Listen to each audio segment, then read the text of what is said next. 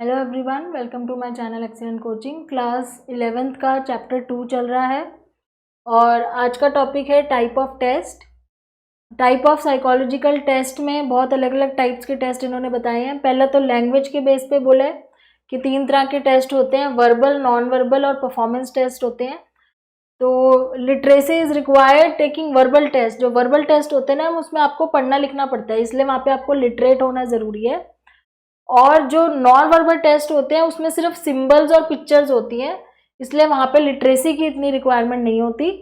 Performance test में भी क्या होता है कि आपको परफॉर्म करके दिखाना होता है, कोई पर्टिकुलर काम, कोई टास्क दे दिया जाता है, उसको आपको करना होता है। तो वो टास्क में ज़रूरी नहीं है कि आपको लिटरेट होने की ज़रूरत है।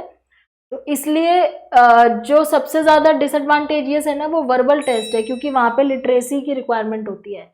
बाकी दोनों जो हैं वो आप कह लो कि शायद कल्चर बायस नहीं है, यहाँ बहुत ज़्यादा कल्चर फेयर टेस्ट है, क्योंकि उसमें चाहे कोई भी कल्चर का हो, उसको लैंग्वेज कोई और भी आती हो तो भी वो वाले परफॉर्म कर सकता है, नॉन वर्बल या परफॉर्मेंस टेस्ट। लेकिन जो वर्बल वाले होते हैं उसमें लैंग्वेज की प्रॉब्लम आती है, इसलिए उसको कल्चर बायस्ड कहते हैं। ठीक है। ऐसे ही और जो टेस्ट होते हैं इंडिविजुअल और ग्रुप, दो टाइप्स में जो डिवाइड करें, ये according to the mode of administration है कि या तो आप इंडिविजुअल पर्सन पे करते हो, एक बार में एक ही पर्सन पे कर रहे हो, या आप ग्रुप टेस्ट कर सकते हो, आप बहुत सारे लोगों पे एक साथ कर सकते हो, जहाँ पे एडमिनिस्टर सामने, एडमिनिस्टर मतलब जो टेस्ट ले रहा है वो एडमिनिस्टर कर रहा है टेस्ट को सामने बैठ के, और बहुत सारे लोग एक साथ बैठ के उसको टेस्ट को कर रहे हैं। ठीक है। तो ये हो गई दो कैटेगरीज, एक हो गया आपका लैंग्वेज के बेस पे, दूसरा मोड ऑफ एडमिनिस्ट्रेशन के बेस पे। अब इसमें ये कह रहे हैं कि अगर हम इंडिविजुअल पे करते हैं तो उसमें बहुत ज़्यादा टाइम लग जाता है अकेले अकेले अकेले सब पे करने में। ग्रुप में फ़ायदा होता है कि एक ही टाइम पे सबका कर सकते हो, एंड सबको एक साथ आप इंस्ट्रक्शन दे सकते हो पूरे ग्रुप को। तो ये थोड़ा सा जो है टाइम कम लगता है, जबकि इंडिविजुअल टेस्ट में टाइम कंज्यूमिंग ज़्यादा है। बट ग्रुप टेस्ट में एक प्रॉब्लम ये आती है कि हर किसी को आप पर्सनल अटेंशन नहीं दे सकते।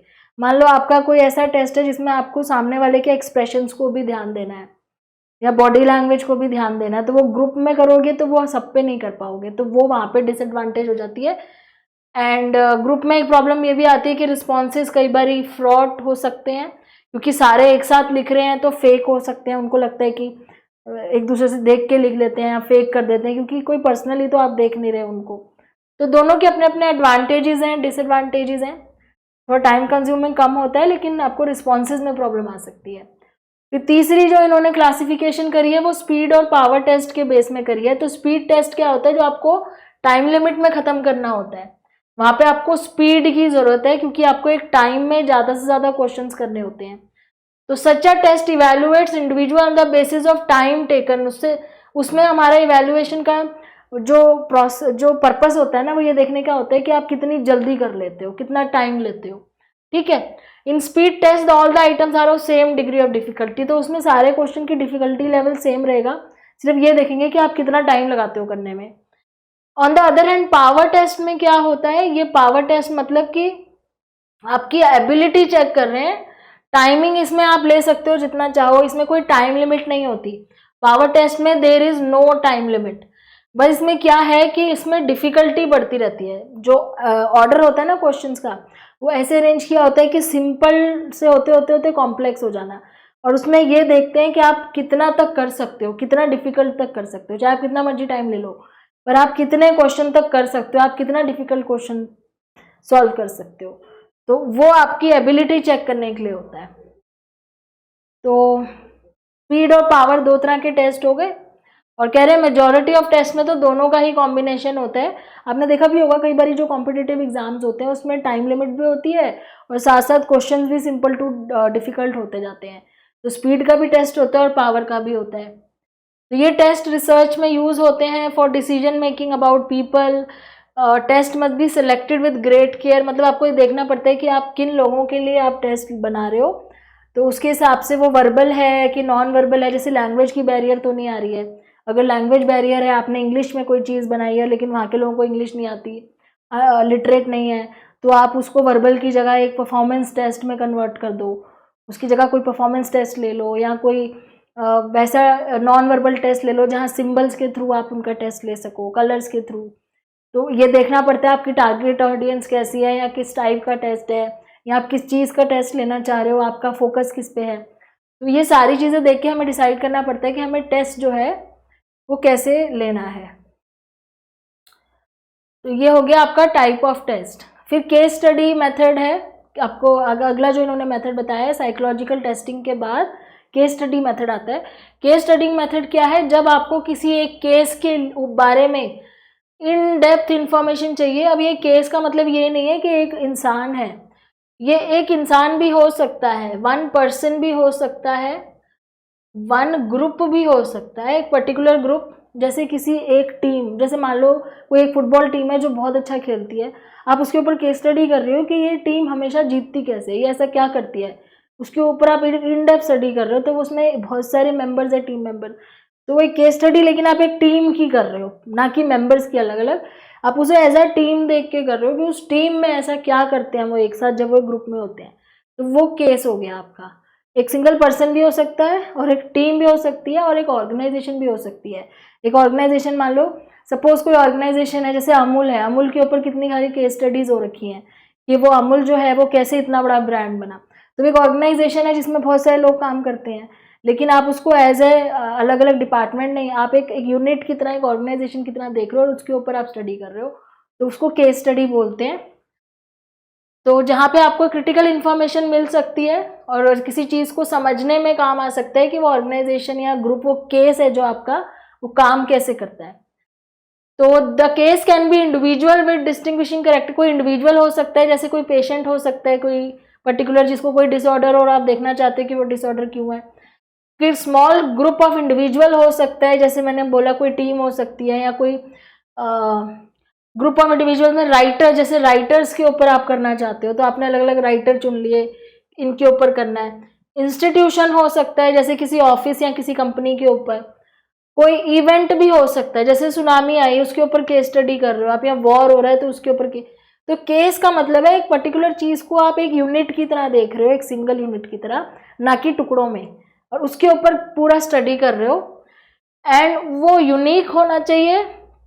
जब भी आप केस करो, जैसे आपको 12th या 11th क्लास में आई थिंक आपको बोला जाता है केस स्टडी बनाने के लिए, तो आपने उसको सेलेक्ट करने के टॉपिक को किन बातों का ध्यान रखना है कि जो आप केस सेलेक्ट करो वो यूनिक होना चाहिए, उसमें इन्फॉर्मेशन ज़्यादा होनी चाहिए, तभी आप पूरा केस एक बना पाओगे। और इन्फॉर्मेशन ही नहीं मिलेगी तो आप केस स्टडी नहीं कर पाओगे। और मल्टीपल मेथड होते हैं डेटा कलेक्शन के, जैसे आप इंटरव्यू भी लेते हो वहाँ पे उन लोगों का, ऑब्जर्वेशन भी करते हो, साइकोलॉजिकल टेस्ट भी ले सकते हो, मल्टीपल मेथड यूज़ करते हो इन्फॉर्मेशन, क्योंकि आपको इन्फॉर्मेशन डेप्थ में लेनी है, बहुत डिटेल में लेनी है। तो साइकोलॉजिस्ट ने कैसी कैसी केस स्टडीज़ कर रखी हैं, जैसे फीलिंग्स को अंडरस्टैंड करने के लिए, लोगों की फैंटेसीज को, hopes, fear, traumatic experience, parental upbringing, इस तरह की केस स्टडीज़ कर रखी है लोगों के माइंड और बिहेवियर को स्टडी करने के लिए। तो केस स्टडी हमें एक नैरेटिव प्रोवाइड करती है, यानी कि एक डिस्क्रिप्शन देती है इन सब चीज़ों के बारे में, एक कहानी की तरह। And case study is a valuable research tool in clinical psychology, क्योंकि क्लिनिकल साइकोलॉजी और ह्यूमन डेवलपमेंट में जब हम किसी ह्यूमन बीइंग के ऊपर केस स्टडी करते हैं, जैसे फ्रॉइड क्या करते थे, केस स्टडी थे, सिगमंड फ्रॉइड जो थे, जिनकी हमने साइकोडायनेमिक थ्योरी पढ़ी है, वो केस स्टडी बहुत करते थे अपने पेशेंट्स पे। तो उन्होंने साइको एनालिटिक थ्योरी जो बनाई थी वो अपनी केस स्टडी के थ्रू ही बनाई थी, जहाँ पे वो ऑब्जर्वेशन करते थे, रिकॉर्ड करते थे चीज़ों को, अपने जो इंडिविजुअल पेशेंट के केसेस होते थे।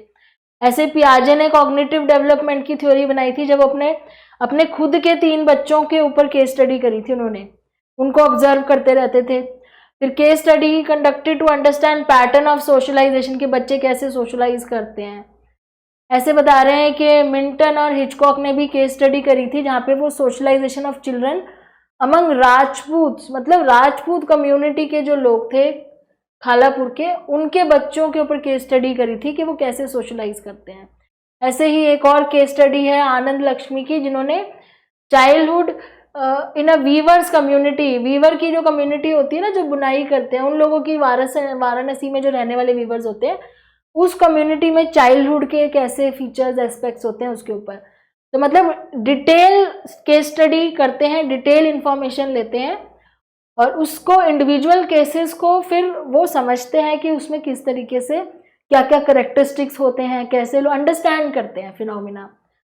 अब कई बार क्या होता है कि जर्नलाइजेशन बड़ा मुश्किल हो जाता है केस स्टडीज़ का। क्यों? क्योंकि ज़रूरी नहीं है कि जो केस स्टडी आप जो कर रहे हो और उसमें जो चीज़ें आप होती हुई देख रहे हो वो बाकी सारी केसेस पे भी वैलिड हो।